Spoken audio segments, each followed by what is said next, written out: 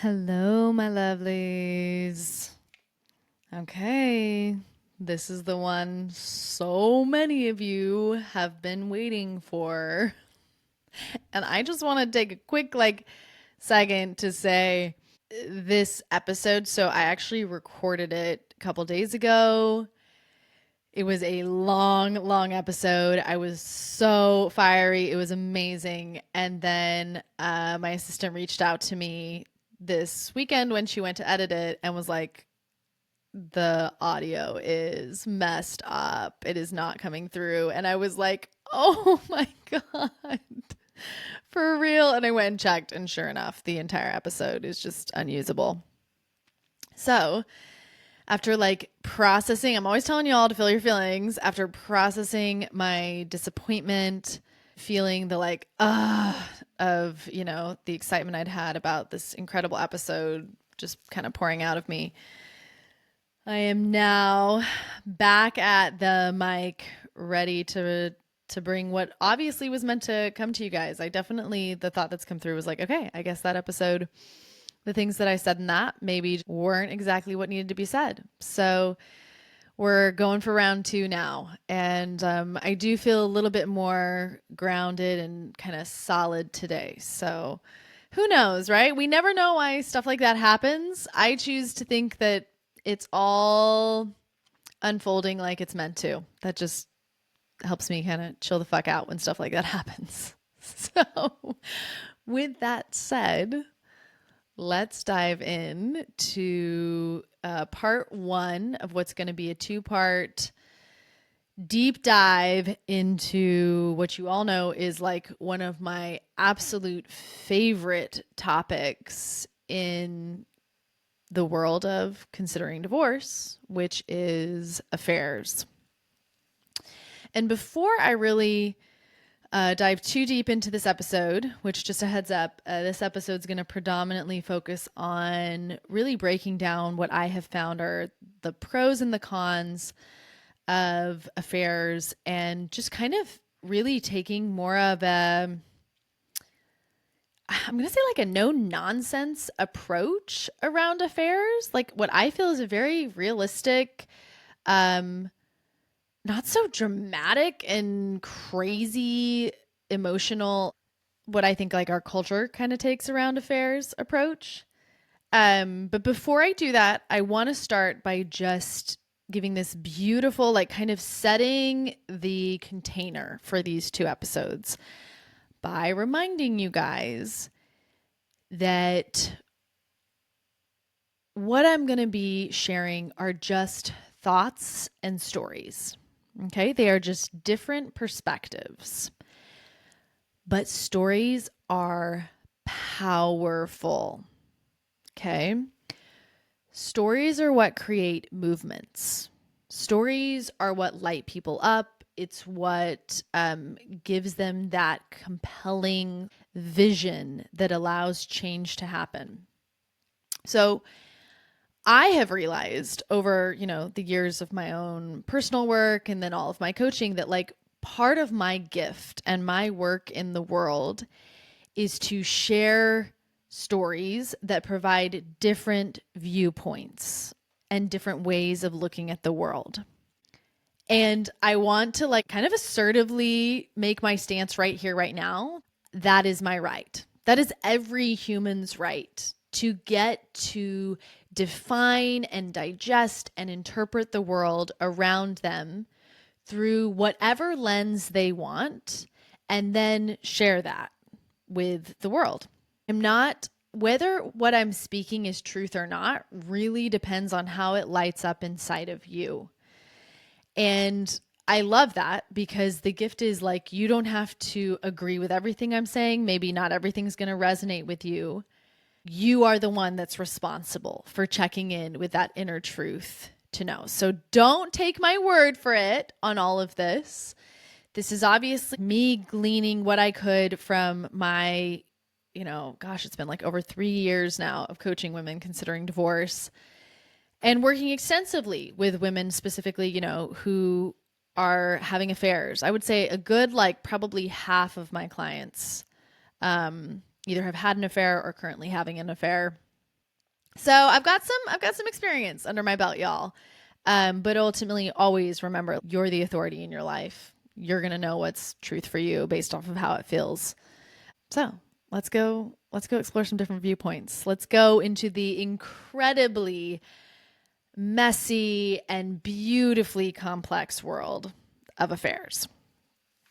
Okay, so to kick this off, I really just want to come straight out the gate with how much this idea that we have that women who have affairs are these conniving, manipulative whores that don't appreciate what they have is bullshit. I'm just going to call it straight. Like, that is bullshit. And I come from a very unique, like, I think I have a pretty good perspective on this in that I was raised Mormon, so definitely indoctrinated heavily with this idea that, you know, a woman who has an affair, like, why would you ever do that? And I remember growing up thinking, like, I could never do that. I could never do that, which I'm going to talk about this later, is what most of you get on and tell me, right? Like, I never thought I would be someone who would have an affair. I just never even dreamed that would be possible. So it's so fascinating that we have this, what I think is a religious and a cultural idea that the women who have affairs are manipulative and, you know, evil and hateful and love lying and love keeping secrets. Like granted, I'm sure there are women out there that are like that, but I will tell you right now, they are not the women I'm meeting on my calls. I have yet to meet a woman who got on a call with me and is like, hell yes, this is exactly what I was hoping would happen when I got married. Like, I absolutely wanted to have an affair. Like, it's just it's so laughable. It's so laughable. Now, at this point, after meeting this many, you know, women who have had affairs, anybody who is so aggressively shameful of a woman who's had an affair, I'm like, yeah, you obviously don't know what you're talking about, because it's just not the case. The women that I have met who, you know, either currently having an affair, have had an affair, there is so much there. They are often dealing with lots of complex guilt and shame mixed with feelings of finally waking up to what they've been missing their whole lives and realizing, holy shit, I've really settled for like the bare minimum in my life. Often in their relationships, like what they were getting emotionally, sexually. I said earlier, they're often women who are like, I never saw myself doing this, which creates this like very painful, like horribly torn and stuck feeling of, oh my God, I now know what's possible. And also, I never saw this in my reality as part of my life. They don't want to hurt anyone. Often they're very, you know, what got them into the situation in the first place was being codependent people pleasers who did not advocate or even know what they wanted going into marriage. And now they do, and they don't want to hurt, you know, their husband, their kids. They're so afraid getting to have what they want is going to hurt everybody else.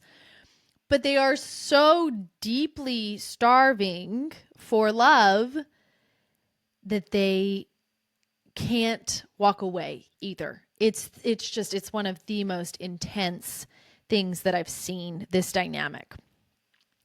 And what I need to start with most of all is really setting the stage for also what I'm going to be going into way more in depth in part 2, which is that the heart of the issue when we're talking about affairs is like so much bigger than you and your husband and affair partner. Like, this is on a macrocosm level way bigger than I think most of you are thinking about it.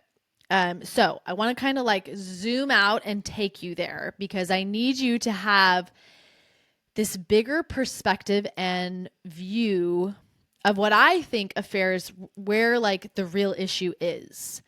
And I just have to take a second to be like, I am so excited to talk with you guys about this concept that I've really come up with over the last couple years, around what's really happening in our world and why we're seeing what I'm seeing so often with women, stuck in these experiences of, oh my God, I'm so unhappy and starving in my marriage. And then, whoa, I end up doing something I never thought I could do, which is have an affair. So I was shocked a couple weeks ago. I've been reading this book. I think I mentioned it in a previous episode, but I've been reading this book called Beyond God the Father, Toward a Philosophy of Women's Liberation by Mary Daly, written in like the 1970s.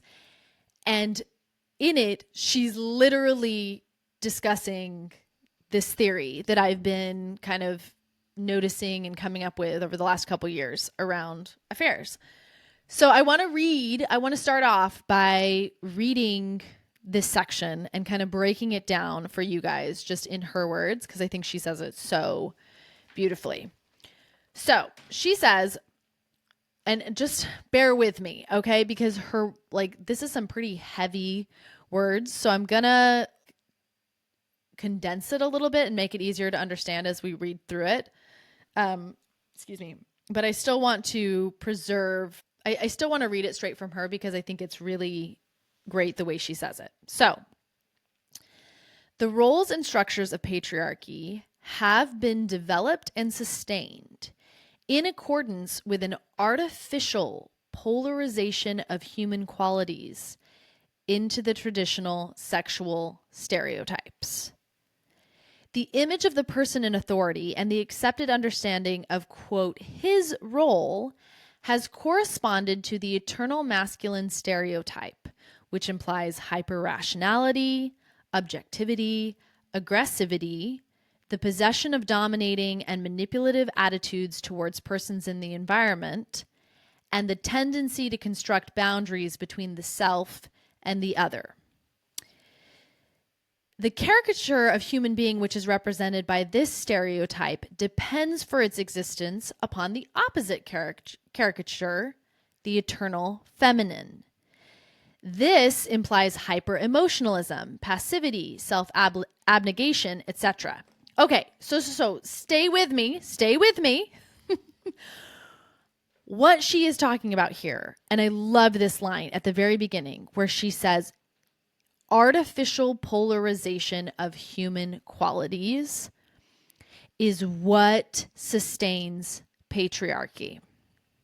And then she breaks it down by saying, the fact that we think being very hyper-rational and objective and more aggressive is masculine, and being more emotional and passive and self-abnegating is feminine, is not actually real. It is an artificial polarization of human qualities. Like, WTF, y'all. Are you having a moment? I'm having a moment where I'm like, I see it.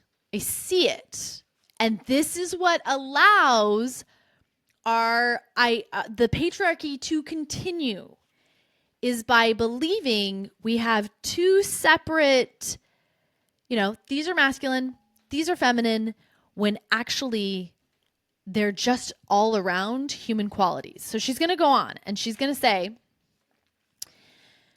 really, the answer to this, to healing this, is, she says, by becoming whole persons, women can generate a counterforce to the stereotype of the leader, challenging the artificial polarization of human characteristics into the sex role identification. And this is really her argument against people who say, like, oh my God, we can't let go of patriarchy and feminism's just going to be the opposite. No. She goes on to say, like, what she's seen in feminism is that what is happening is women are developing a wider range of qualities and skills, right? Women are becoming whole. They're not just swinging the opposite direction and going all masculine. They're actually becoming both. And she says, this is beginning to encourage and, in fact, demand a comparably liberating process in men. A phenomenon which has begun in men's liberation groups and which is taking place every day within the context of personal relationships. The becoming of androgynous human persons implies a radical change in the fabric of human consciousness and in styles of human behavior. This idea of becoming an androgynous human person, I am obsessed with, y'all. This is what has been coming through for me the most over the last 2 years of really watching what is going on in y'all's marriages. And what I've seen is that the culture, the patriarchy, in taking these roles, these human qualities, and making them masculine and feminine and splitting them and making them gendered, creates, like she said, this weird polarization of like, then you have to have these weird caricatures of people that have to like offset and balance each other. And I also think of it too as like when you think yin and yang symbol, okay? So we've taken these yin and yang parts of ourselves and we've made them separate. And what I'm seeing in all of you that are showing up on my calls, that I'm coaching with, is this does not work.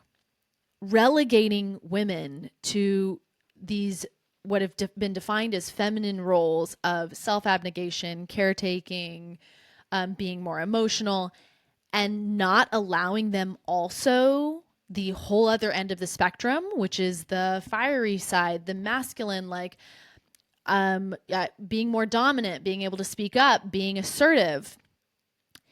It horribly limits that humans' ability to be fully expressed, and vice versa. This also is happening on the opposite end for men, in telling men they always need to be the leaders and the strong arm and the one that's not emotional. Completely cuts them off from, surprise, surprise, what you all get on telling me is missing in your marriages, which is depth and authenticity and vulnerability and him being able to be emotionally open with you. So this has come through like super poignantly for me recently as I've been doing a lot more of my own shadow work. This has kind of been my personal work over the last 2, 3, 4 months. And it has blown me away, y'all. I have realized that to think that we could ever compress the like breadth and scope and depth of a human into the narrow blandness of a role, like she was saying in the book, right? It was naive at best, however we came up with this, and devastatingly maniacal manipulation at its worst on the flip side. Right? Like, I would love to believe that we just kind of fell into this naively. I am also skeptical of whoever came up with this shitty idea that we were going to take human qualities and split them out and make them masculine and feminine and say that, oh, women need to be this way and men need to be this way.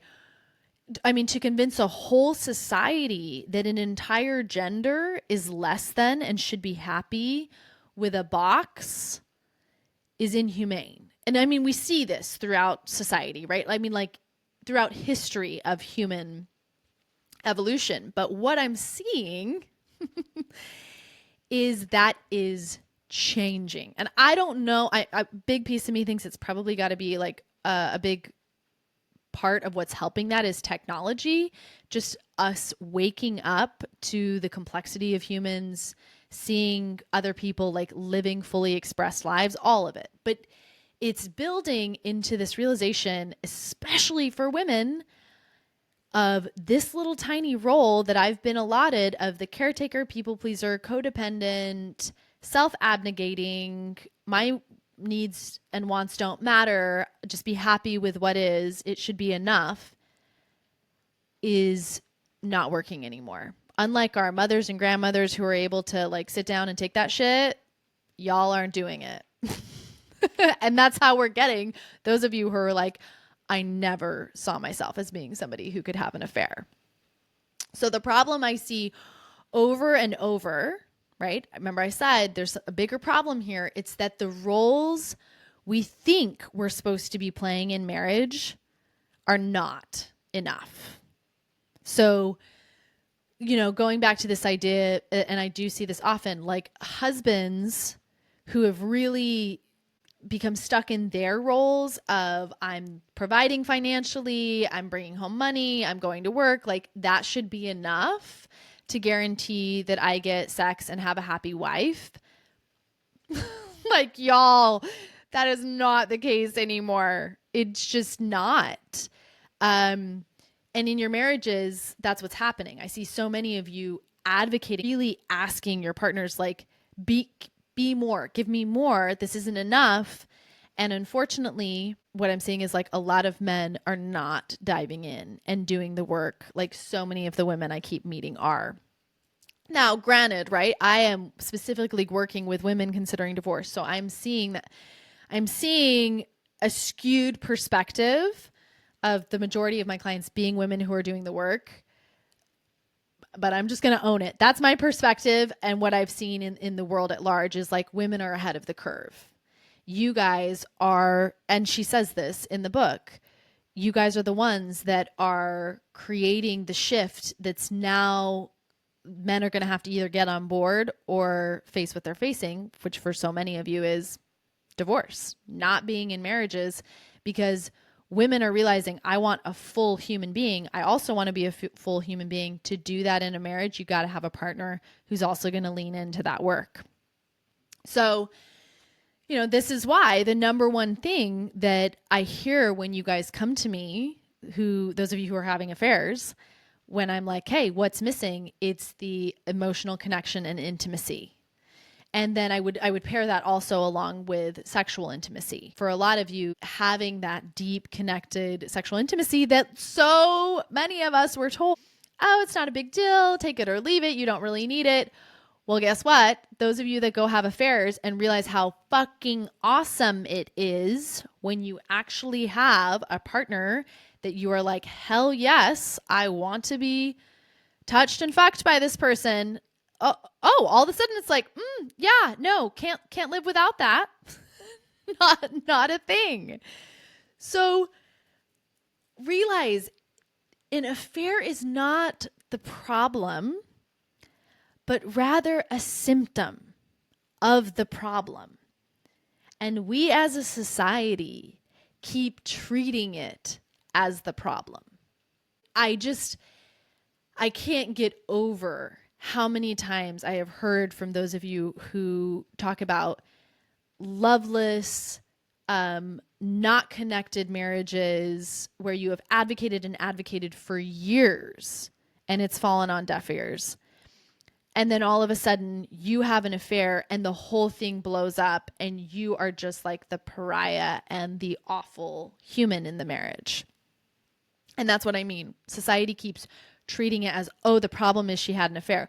No. The problem is that she was in a marriage that ultimately led to her even wanting to have an affair, right? Are we all seeing this? Are we seeing more clearly how it's like the problem is that she was put into such a narrow role of what was possible for her that it just wasn't enough. And then we punish her for going and seeking what she needs. So one of the examples that I was thinking of that really illustrates this so beautifully is Les Mis.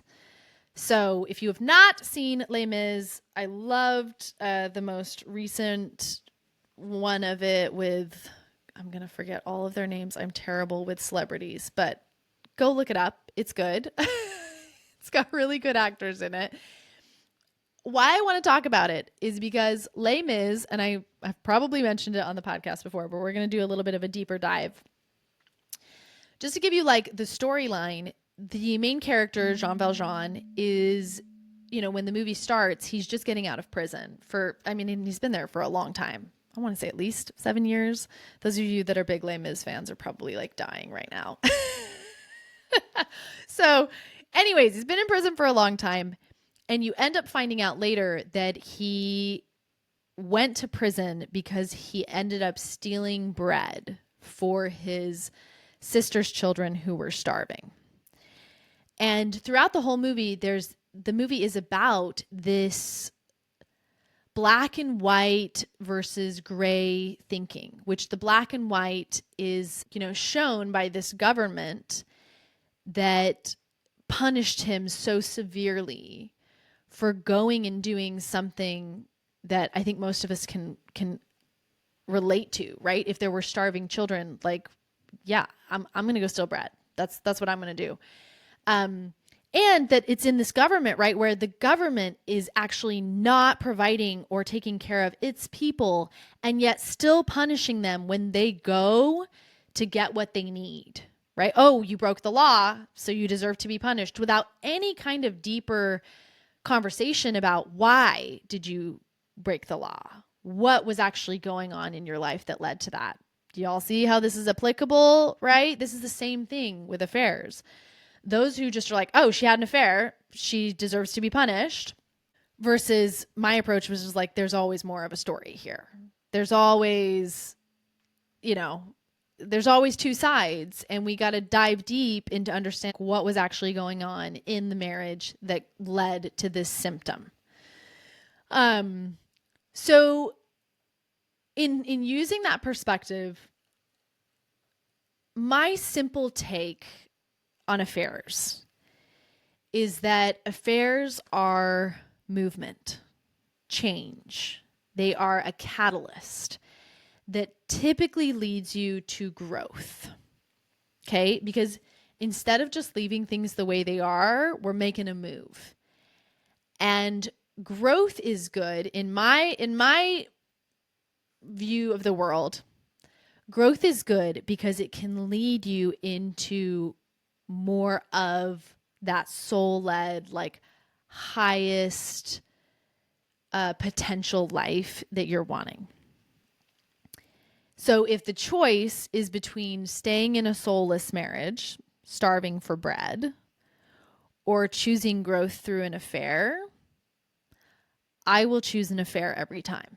And that is because I take the perspective that what's most important is your growth in your journey, you becoming who you are meant to be in this life.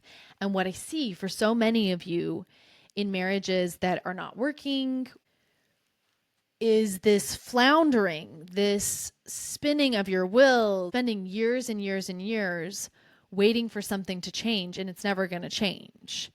So I will say, and this is the piece that I want to, I want to caveat this, right? Because I have had some of you show up on calls before where you're like considering an affair, and so I want to, in me saying like I will choose an affair every time, I want to break down for you what that actually means, though, because I do not want any of you who are like, which I have met some of you who are like on the cusp. I want you to understand the 50-50 fully of what choosing an affair ultimately looks like from what I could pull from my experiences, right? It's going to definitely be nuanced for each one of you, but these are the bigger themes. And why I think that's important is because you have to realize there is no silver bullet here. There is no magic pill that's going to make everything fixed, okay? It's just another step on your journey. It's just another path that's ultimately leading you where you're going to go. And you want to make that decision as consciously as you can. I'm also hopeful that for those of you that are already in the affair, that this will help you to acknowledge and see, okay, here are some of the areas where I'm getting stuck in the cons of, the choice I made to have an affair, in the negative 50. And here are some of the real bonuses and not bonuses, but like pros to this choice that I can lean into and really get the most out of. Because if you've already chosen to have the affair, then like we're in it. So let's make the most of it. So I'm going to give you 3 pros and 2 cons that I came up with. And I'm going to start with the first one, which is the first pro is finally realizing what has been missing. And I literally had a session with one of my clients yesterday who is in a situation where she's married and having an affair. And she was definitely emphasizing how much prior to the affair, she just didn't value or think that being physically attracted to a partner or feeling chemistry and desire for someone was that big of a deal. And so she married her husband from a very like, okay, he's going to be stable. He's going to be a great dad. We're going to have, I want to raise kids with this person, which was a fit for her when they got married. But now, 20 plus years later, she's waking up to this whole other side of herself, and through the affair and experiencing this with someone else, she's like, oh my God, I didn't even know it was possible to feel this way. I didn't know it was possible to want to kiss someone, to want to be held by them.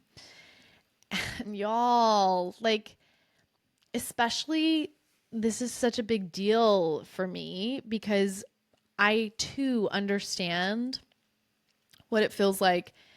Like, I now understand how deeply sexual of a human being I am, how important that is to my human experience and to really living life fully. Sex is a huge part of that. Sex, intimacy, emotional intimacy, all of that. Like, I'm grouping it all together. That is probably my most favorite aspect of being a human being. Like, top experiences in my life come out of those moments. And those were not happening even close to the amount of depth that I now have in my life post-divorce. And when I was married, coming out of a Mormon background, my husband was the only person I'd had sex with. I had nothing else to compare to. I had no frame of reference. I'd never even explored my sexuality outside of a marriage. So I didn't know what I actually like, what actually works for me, what I need most. So this goes back to that, like, I was put in way too small of a box to begin with, and then made choices from a very small box that once I got older and did therapy and started figuring out more about myself, and now, 4 years post-divorce, I'm like, oh my God, that box was nothing like what I am, like, so tiny in comparison to what I need now. What actually deeply fulfills and works for me in a partnership is radically different than what I thought I needed when I was 19 and getting married. And can I just side note say how absolutely asinine I think it is that we as a culture believe and I've said this before, this is my podcast episode all about, like, why the fuck do we think the goal is for the marriage to last? But, like, it is so absolutely insane to think that somebody you picked when you were 19, that the standard should be that that's going to be the person you're going to want to be with in 20, 30 years. No. Like, what? There's nothing else we do this with. Like, we don't look back at when we were 19 and be like, oh yeah, that clothing that I loved when I was 19, I should definitely still be into that. No, we understand, like, you grow, you change, your preferences change. What I liked when I was 19, I definitely don't like now.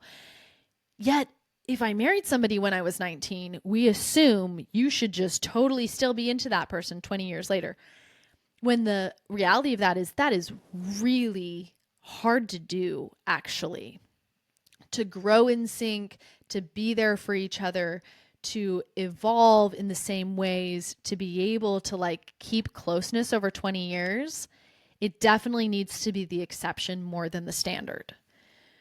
So this pro from the affair is that you finally wake up to what's been missing, and you have this I see these aha moments of, like, oh my God, I actually don't have to starve. Love does exist. My body feels amazing. I never knew I could feel this way.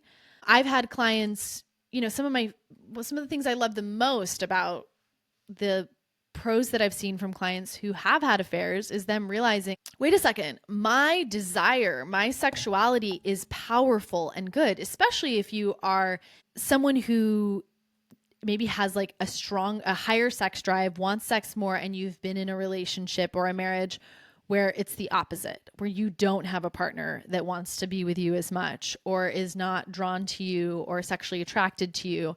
I definitely talked to a client a couple weeks ago where that was the case for her. Like, that is really, really painful, psychologically painful to be in a marriage, a monogamous marriage, where you're only allowing yourself to have sex with someone who doesn't even want to kiss you.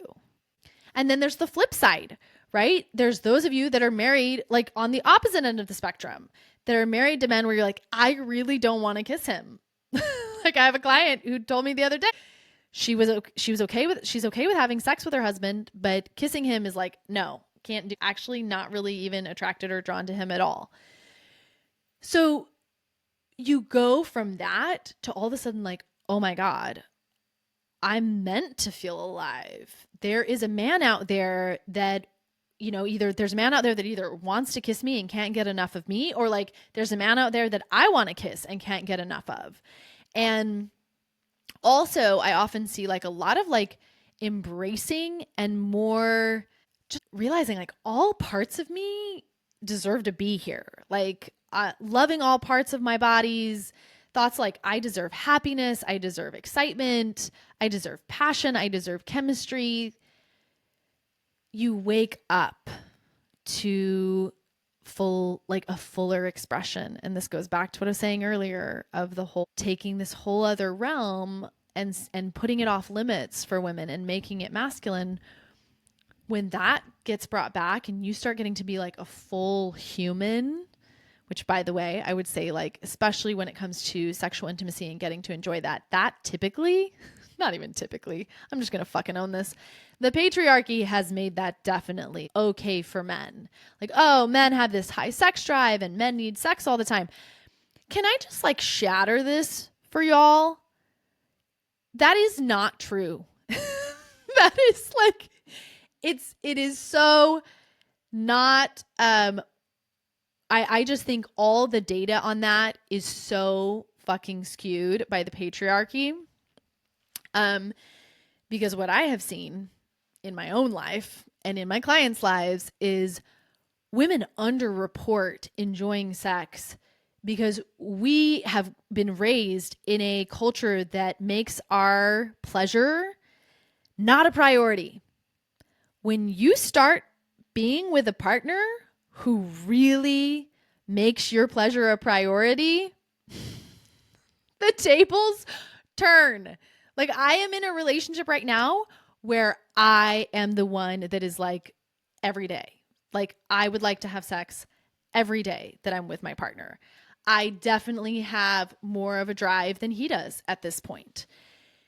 And he and actually the crazy thing is he and I have also had to be like processing this together, because in seeing this whole other side of myself that like I don't have much framework for that coming out of Mormonism. And so having to expand, right, my vision of who I am and realize, oh, this was always here. I was just taught that it's not normal, that it's weird for me to want this, or it's weird for me to have a higher sex drive than my partner, or all the things, right?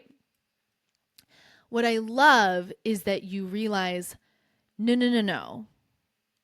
I'm not weird. I'm normal. I've just been put into this belief system, this culture that says this should be enough, and it's not. And what the affair can do for you is it can, instead of just in your mind, so to give you some perspective, I did not end up having an affair. And so I've really had to move forward when I left my marriage and everything, just like hoping what I wanted was possible. And I found that very quickly. Like, after leaving my divorce and getting to date, I realized like, oh, and I did a lot of work around realizing like, oh, the magic's actually me. I am the fucking magic. And then I find partners who are on, similar wavelengths or similar want matches, and it's just a better fit. But that was a big leap for me. For those of you that are having an affair, you kind of already know, right? You've tried it. You're like, oh, yep, there's definitely like what I didn't know was possible is possible.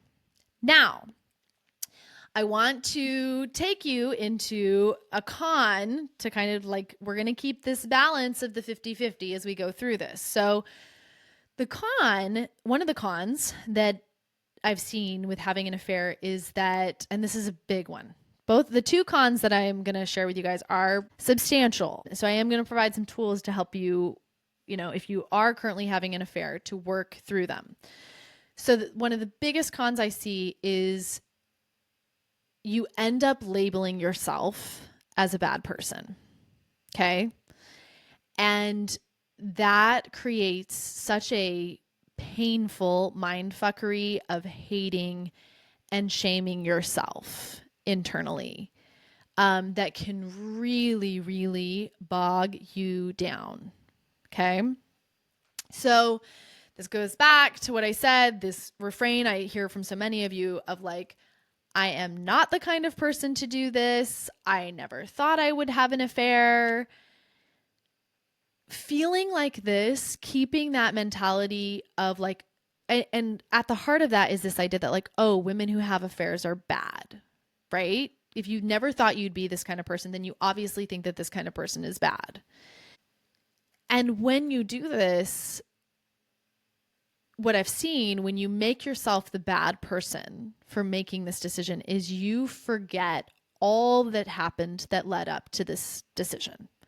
And this is where a lot of like I see this in my clients who are having affairs, and especially if their husband has found out, there becomes this like weird, it's like Alice in Wonderland moment sometimes where your partner will want to act like the last 10, 20 years of the abuse that was happening in your marriage didn't happen. Like now that you've had an affair, you are the villain. You are the one that wasn't willing to talk about it or work on it or whatever. And you've broken their heart. And how can they ever trust you again? And you're going to have to earn back my trust. And they just like lay it on thick. And in these moments, I just want to scream at these husbands who pull this shit and be like, back the fuck up, dude. You are not going to take this moment when she finally steals bread and not acknowledge all of the starving that's been going on up until this point, especially when there are husbands who like cannot acknowledge or even just have what I consider as an adult response of, oh shit, you've had an affair. Damn, like what's missing? Okay, you're right. Yeah, we aren't connected and we are disconnected. And instead of like launching into shame and blame and you're so bad, like, damn, okay, this is for real. I need to figure this out. I'm obviously not, we're not connected. This isn't working. No, what I see is a lot of men who, when they find out about the affair, just pin all the shit on you. And the sad thing is if you have this thought, I'm a bad person for doing this, you buy into it and you let them completely erase the past and only focus on this choice that you've made. And I just want to just say right here, like, can we just stop? Like, ladies, let's just stop. Stop it. Stop making it mean you are a terrible, awful, bad person. Because here is the like heartbreaking thing too about this is I have yet to meet one of you that I would say is a terrible, awful, bad person. In fact, what I've normally seen is you're the person in your marriages who's been like showing up the most. You're the one that's been working the hardest. You're the one that's been emotionally covering for everybody. You're the one that's been often, in a lot of your cases, taking care of your children almost solely. You're the one that's been emotionally managing your husband. I have clients, my clients who are in especially narcissistic relationships where they are highly codependent. You've pretty much given up your entire life, like anything you wanted for yourself to make this marriage work, and have stayed in a marriage where you were getting scraps, if not all, heaps of emotional and mental abuse. And now you've had an affair, and all of that just gets whoop, wiped away, and you're the bad person. So let's stop. Let's stop with this game of acting like now that you've had an affair, you are just this horrific person. And I want you instead to first really check in with what you believe a bad person is. Okay? And realize so first check in, like, what is a bad person really? And I think what you're going to realize is like, dude, is a bad person someone who goes and steals bread when they're starving? Or is a bad person someone who starves someone for years and years and years and then acts like that never happened?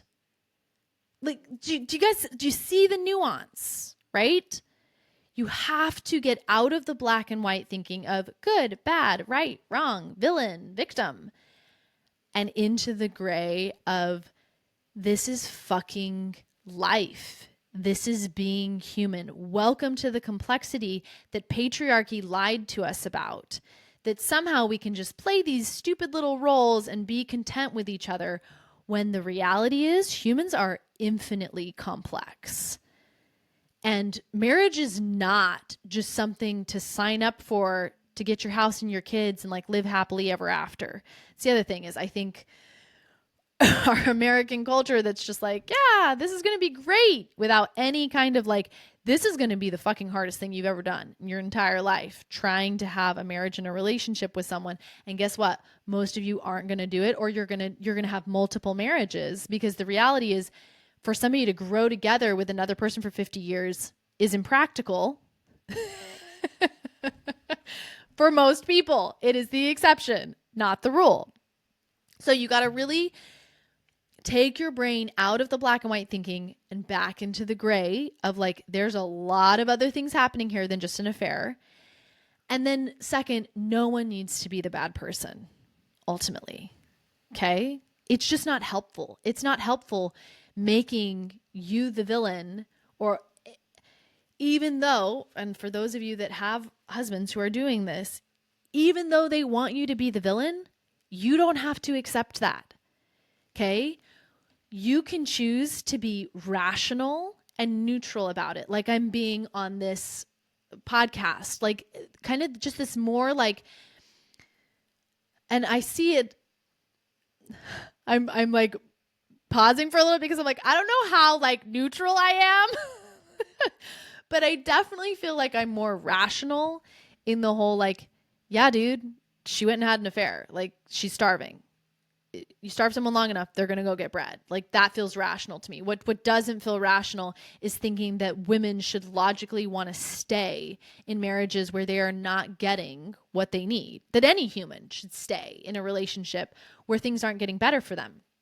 In fact, I had a client today talk about a podcast episode. In fact, I'll try to link it in the show notes for this, because I'll get it from her, where a coach was basically saying like, how to know if your relationship's working for you or not. And she listed, it was so beautifully like rational of like, look at the different areas in your life and like, are they getting better with this person or not?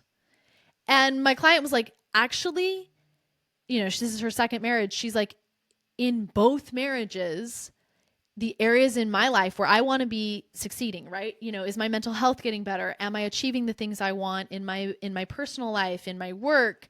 Are my relationships getting better with the people I love? If that's not getting better, it's probably not a relationship that's a fit. Like, and do you guys feel how like crazy it is that I'm having to say that? Like, duh. Right?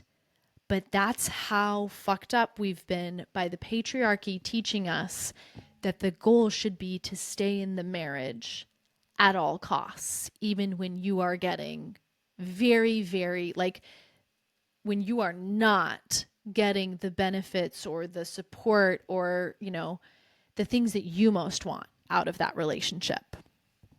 So, something else I really want to give you guys to think about when we're discussing this con, right? Of believing you're a bad person and really, guilting and shaming yourself is I really just want to normalize for y'all how having an affair is absolutely way more common than you all are realizing. Like, so many of you feel so isolated and like you are the only one and you are this bad person. And I realize, because I have had the exposure of like some of my absolute favorite clients. I'm talking women that I fucking adore and admire and cannot get enough of, have had and are currently having affairs. Right? Like, wait, what? Wait, what? The women that you like fucking adore and think are amazing are having affairs? Yeah, they are. And I also wanted to share a personal story to also like normalize for you all how this happens. So thinking back to right before it was like the fall or winter before I filed for divorce in February. At the time I was married, so my husband and I, we were trying to do home renovations, right? That is just like one of those things. Either you're going on trips or you're doing home renovations when you're getting close to getting a divorce, because you got to have shit to distract you from how bad it is. So we were considering doing a kitchen remodel, and we had this friend of ours who was very, very good handyman that had done a couple projects for us and was considering doing our kitchen. And because he was around a lot doing the home renovation, he and I got talking, and he was kind and he was friendly, and we like really related. And he was divorced. And at the time, my husband's in investment banking. He's never around, which had been a big issue in our marriage, something I had mentioned for years and years and years, how I needed more time. I was drowning at home. And now there's this guy that's around that I get to talk with. And I remember the moment where kind of towards the end, I think we were unsure about the kid. Anyways, I had this moment where I was like, oh my God. And I remember telling my best friend at the time, I was like, I have feelings for him. And like, I could see myself like kissing him and starting something. And for me, it was a big, okay, I'm obviously not happy. I'm obviously not happy enough that I'm like considering something I thought like you all said, I could never consider. And I think at the time, my friend was like, yeah, this makes sense. Like, he's kind to you. He spends time with you. You emotionally connect with him. That's not weird.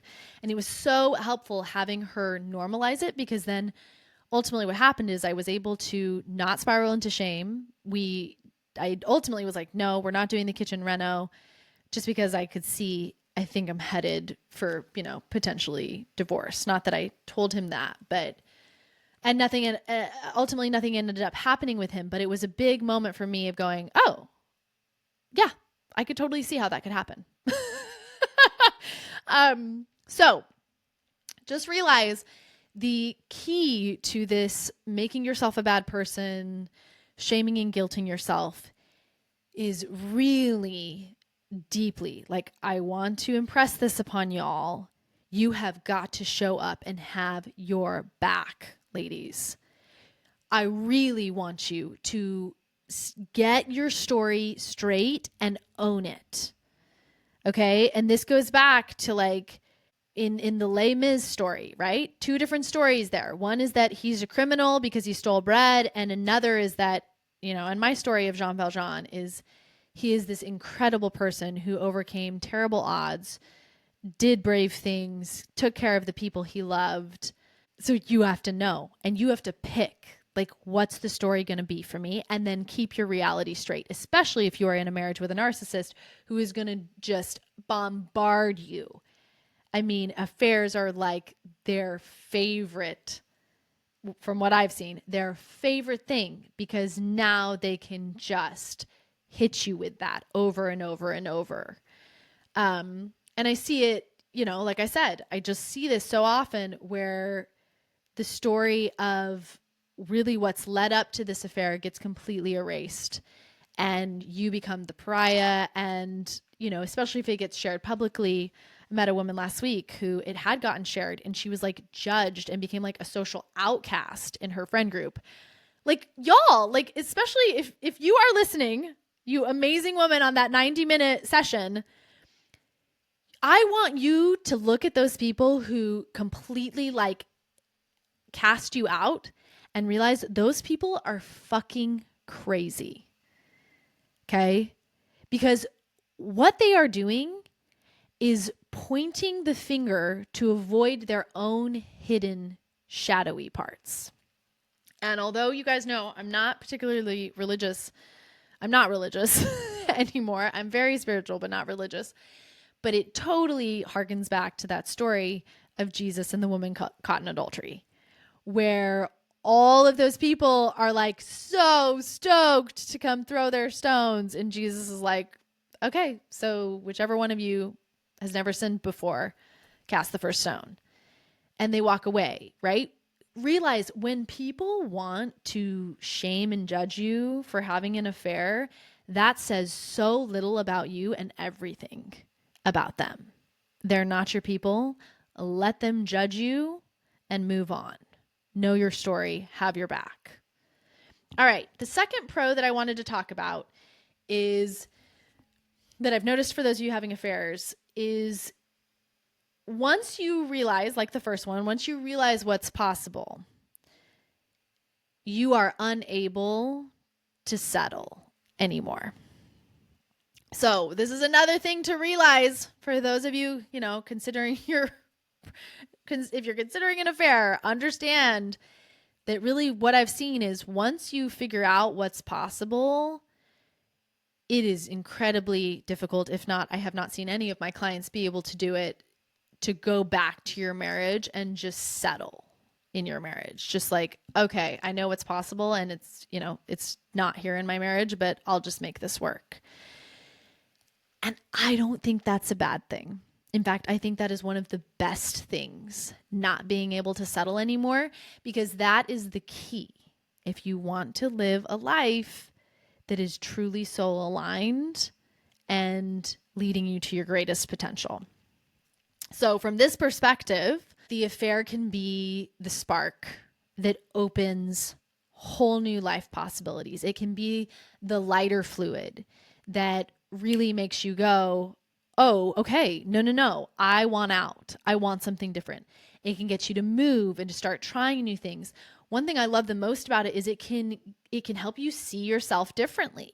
I am worthy of love. I am worthy of feeling excited and wow, me being me is actually like totally a thing for someone else.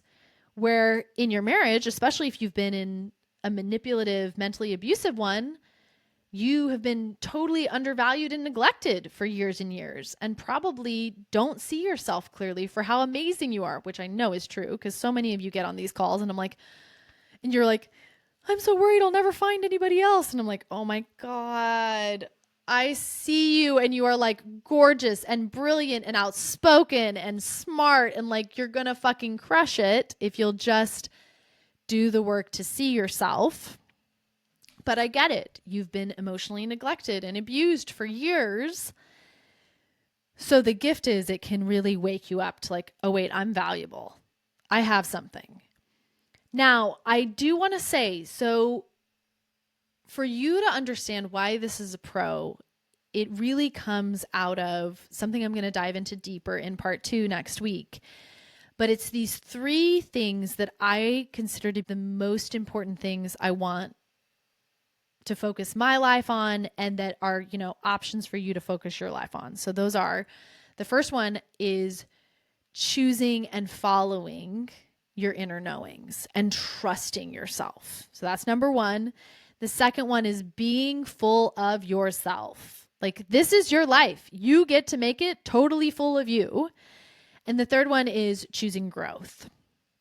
So if those are the top priorities that I think, that I choose for my life, that I'm offering as an option for you to choose for your life too, the gift is that affairs usually come out of you following at least one of these, right? Do you see it? Like, typically you're following an inner knowing, you're following something that's like drawing you to this person, or you're being full of yourself and like, I deserve to be happy, I deserve to feel good with someone, or you're choosing growth by just doing something different than the same old that you've been doing in your marriage for years and years.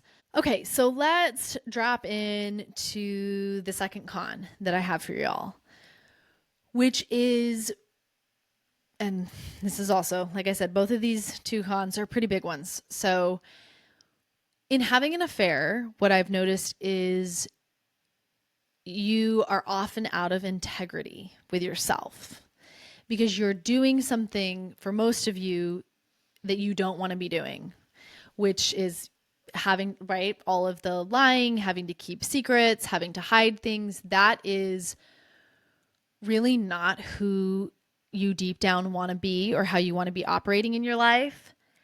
And that disconnect and that that tension in yourself can also get you caught in this like very back and forth trap where you're kind of ping-ponging from your husband to your affair partner and back again. And there's so much drama in all of this that you're never really able to get your feet underneath you to like make a decision and move. So I want to break it down. I haven't met a one of you yet that is like, I love lying. I love not telling the truth. I love keeping secrets in my marriage. That's just not the case. Most of you are doing it because you feel really afraid of, a lot of you, you're afraid of hurting your husband's feelings. Some of you, you're afraid of how they're going to react. But deep down, it just doesn't feel good. And I also I want to kind of because I've noticed so many of you have so much shame around the word lying. So quick caveat, I just want to say yeah, of course you're lying. This is my rational, neutral kind of approach to what we're doing here of, yeah, of course you're going to have to hide this. Of course you're going to,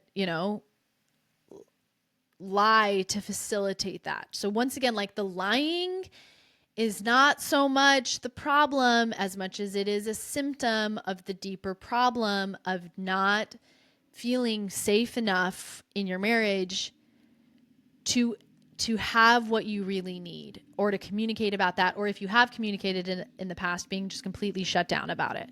So please do not get so focused on the lying as much as realizing yeah, that's typically a part of having an affair.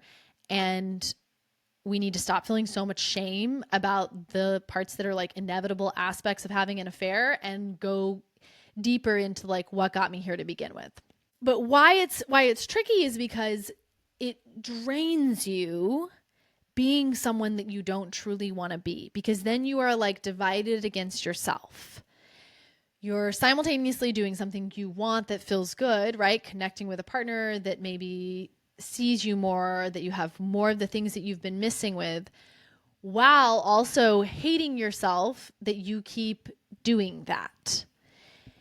And what I've also said, this takes me to the other half of this con, which is the back and forth, which is because there's so much energy being spent in either situation. And typically what I'm starting to notice as I've learned more about CPTSD is often you're also dealing with so much emotional flashback in both areas and lots of triggers, which I wanted to kind of encapsulate for you with the idea that we had two episodes ago when I was talking about the soul skin. And she says, like, your soul skin, you're not going to keep your soul skin your whole life. Like, it's going to get stolen at different moments. But our goal is to create an environment where we keep the theft of the soul skin to a minimum. Okay. Affairs can make that tricky, especially the longer you are staying in this dynamic of having affairs and still being married. And why is because there is, what I've seen is just like so much propensity for triggers and emotional flashbacks. And what that does is it keeps you in kind of a perpetual state of dysregulation, right? Also the lying and the having to hide stuff keeps your body in dysregulation a lot. And in that way, in this instance, your affair can kind of become the buffer, right? That makes the problems in your marriage escapable. So you end up staying because you're never really just like sticking with the unhappiness in your marriage enough to be like, this is intolerable, I need to leave. You keep escaping into your affair to feel better, and then you keep staying in your marriage. And some of my clients will get into this, like, she's getting like 50% of what she wants with her husband and 50% of what she wants with her affair partner. And your brain is like, this is fine. Even though I wouldn't say your brain, it's like your subconscious is like, okay, we're getting what we want. Like, we're getting half and half. And it starts to feel too risky to really let go of, in many instances, both of those things to choose yourself and to risk a reality in the future where you get to have all of that with one partner. And I will caveat this by saying, like, you don't have to do that either. Like, just know I'm not like, oh, everybody who's having an affair and still married needs to like get out and be able to find that with one person. If this is actually a fit for you, like staying married and having your affair partner, and that's really working well for you, then okay, like make that decision for you. But what most of you that are coming to me around your affairs are saying is like, I am exhausted. This is a lot. I am not really able to like get my head above water.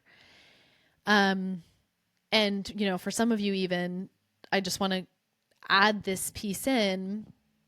You'll mention that, you know, you're seeing things in your affair partners that are also red flags, right? So I want to also say affair partners, what I've seen pretty often is, and I have seen a percentage of my clients, I'm thinking of one client in particular who did get divorced, and her affair partner are actually like together, and it's really, really good for them.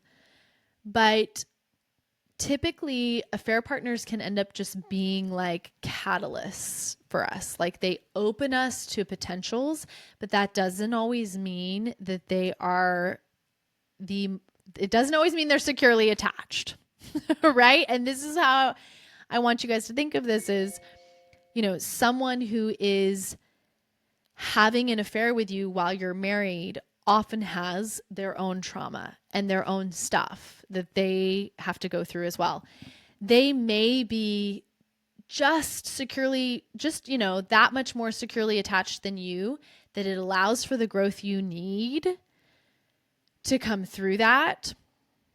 And potentially from there realize, yeah, long term, this actually isn't the person that I most want to be with.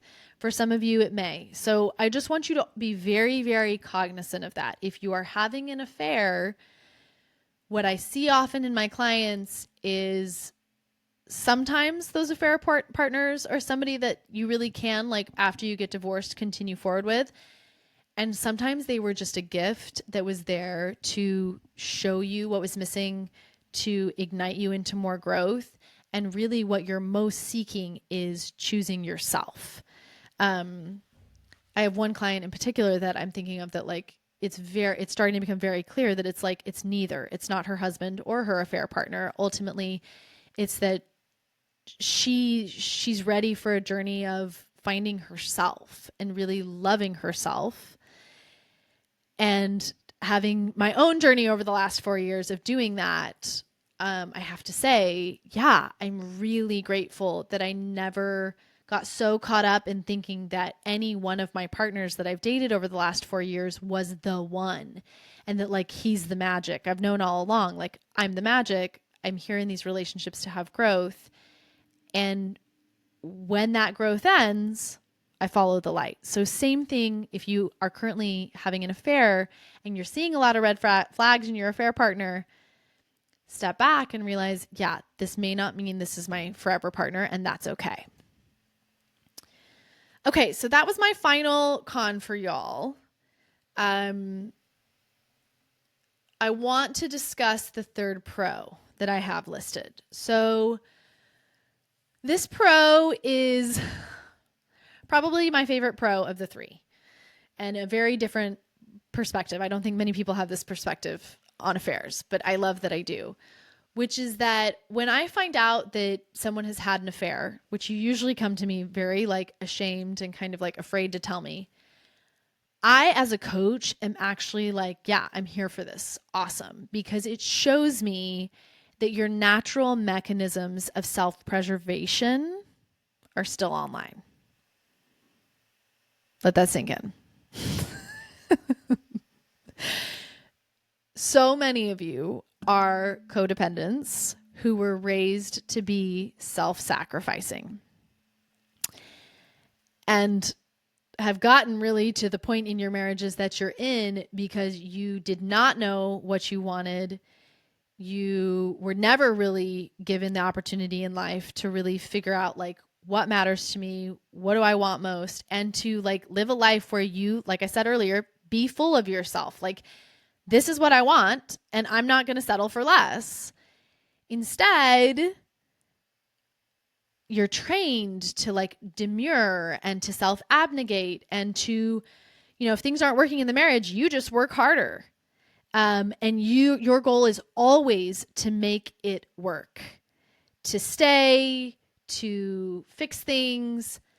And what this leads to, I'm thinking of a client I met on a 90-minute intensive last week, where like 20 years of her believing she was the problem and trying and trying and trying and trying and trying.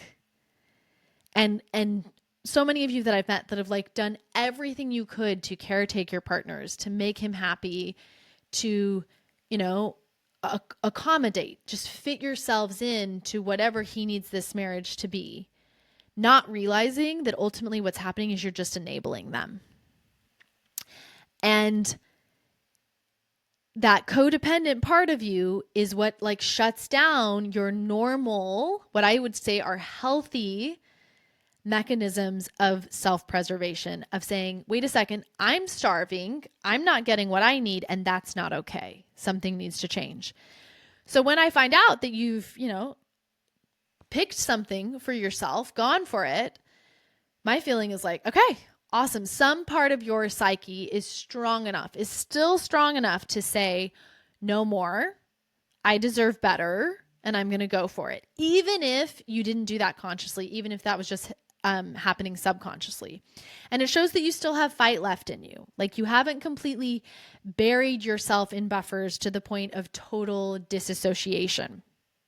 And that's huge. That's huge for me as a coach, because I'm like, yep, we can work with that. We can work. And, and then for those of you, like, obviously, if you haven't had an affair, you even just reaching out and getting on a call with me shows that same level of self-preservation. Hey, I'm drowning. I'm going to reach out for this life raft. I'm going to go for the things that I think are going to make me happy, that are calling to my soul. I'm going to follow them. So I think that's a huge piece for you to let sink in, that instead of the affair being this, horrible, okay, let's let it be, right? It was this horrible betrayal of your husband. But for the first time in your life, you're fucking not betraying yourself. Because for most of you, the huge story of years and years of your marriage leading up to this is self-betrayal after self-betrayal after self-betrayal after self-betrayal. And this is the moment where you finally said, I'm not going to betray myself anymore. Pretty different way to think about it, right? Next week in part 2, I know we're at the end of this episode, right? It's like I can feel some of you going like, wait, what? Don't worry. Part 2 is going to be deep and beautiful as well. I'm going to be talking more in depthly about how the patriarchy really also fucks men over as well. Because right now, what I see, like the biggest problems and like the epidemic in our society at the moment is this lack of wholeness in humans, this lack of owning all of it, of seeing your shadows, seeing your light sides, and being here for all of it.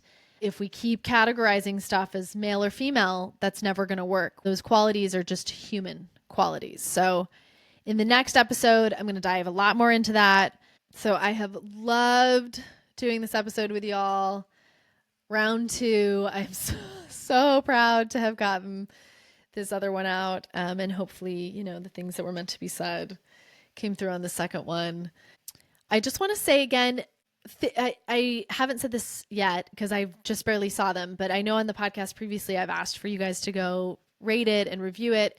And I happened to just be looking at the podcast the other day and saw the number of reviews that have been posted. And I just had this moment of like so much gratitude and feeling just deeply touched. And so I just wanted to express that to all of you that have taken the time to go rate it and to leave such lovely comments.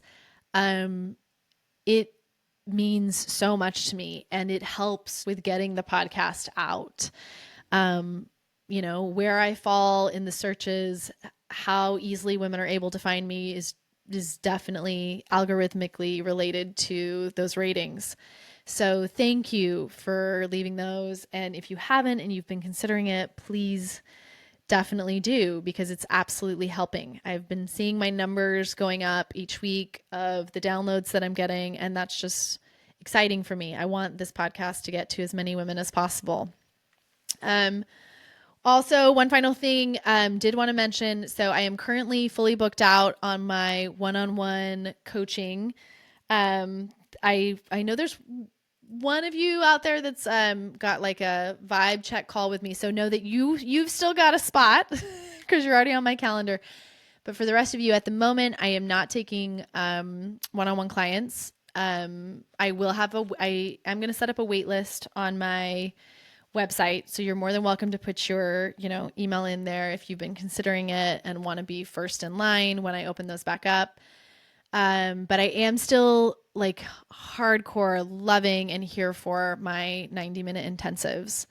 So especially coming off of this episode, if you're, if you've been feeling maybe shame or guilt about your affair and afraid to talk with somebody about it, know that this is your safe space. I've had so many women, actually quite a few, who will get on these episodes with me and be like, I have never told anybody the things that I'm telling you right now. And I love that. I love that you get on these calls, and because you've been listening to the podcast, you already feel so safe and known by me that we're able to make this incredible jump and shifts in these 90 minutes that, prior to having the podcast, I did something similar to this, but I didn't see like this big of results. And I think this coupled with the podcast is really just, I've seen it making really big shifts for y'all. So if you've been considering it, I've still got space for those. You can go schedule them in the link